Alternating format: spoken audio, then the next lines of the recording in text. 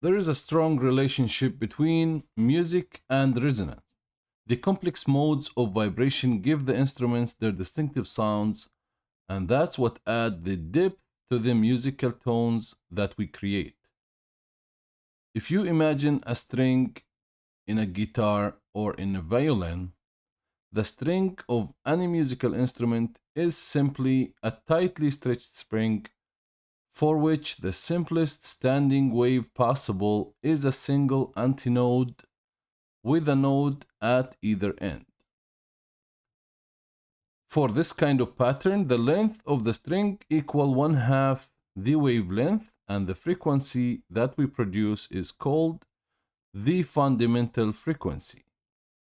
So you can imagine this is a guitar string and it is fixed on both ends. So when you plug the guitar string, the string will be swinging up and down, back and forth.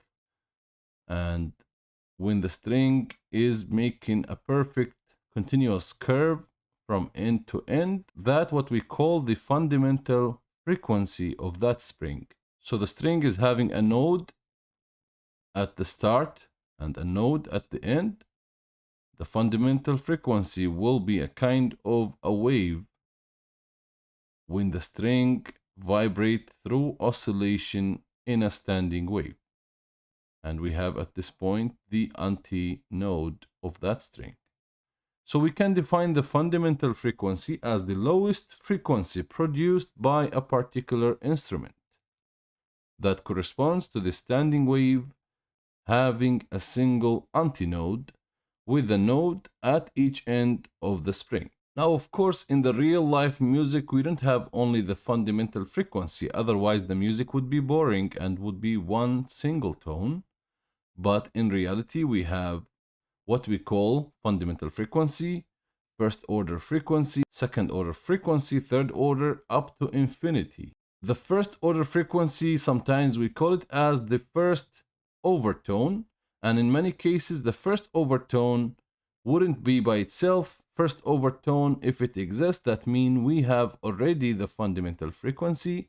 In many cases, in some cases, we have the overtone without the fundamental frequency, but in many cases, when you have first and second and third overtone or third order of the frequency, that means you already passed through the fundamental frequency. So the first overtone has the form of a standing wave with two antinodes. The node exists at the midpoint of the string, and the lower portion of the diagram would show that the string vibrating with both the fundamental frequency and the first overtone simultaneously. So you remember we had the fundamental frequency as this black curve going from node to node of that string.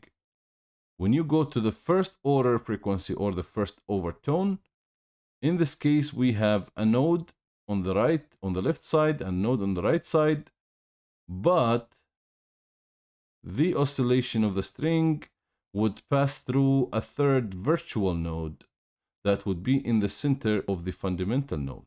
In this case, the tone would be fluctuating on this side up and down, and on this side up and down in a reverse manner. So when this one is up, this one is down. When this one is up, this one is down, and so on. And when you look at two overtones like the fundamental frequency and the first overtone, they will look something like this, like the fundamental in black and the first overtone in blue. When you have a second overtone, you have the right node and the left node. Now you have two nodes between the main fundamental nodes. Those two nodes are located somewhere between the third node we had in the first overtone and the right node and the left node. The positive and the negative curves will be alternating between each two nodes, like between this node and this node. This portion of the signal would be fluctuating between up and down. Same thing here and same thing here. When you draw the fundamental frequency with the second overtone, that's how it would look like. Now, the interference of the fundamental frequency with the overtone produced by a bowed string create the waveform that gives the violin its unique sound. The wavelength of the fundamental frequency is the distance between the tall, sharp, positive height of the wave. And this is how a tone out of a bowed string look like when you read it through an oscilloscope. There's something known for musicians, and specifically the string musicians and violinists, called the fingering technique, where the musician changed the length of the string, which means changing the fundamental frequency of vibration. Like when he put his finger here away from the note, so the note would be from here all the way to the end of the violin. When you put your hand here or your finger here on that string, and here you change what kind of overtone or what kind of mode of vibration or mode of frequency is being generated, which means consequently what kind of sound you are generating at that exact moment from your music piece that you're playing.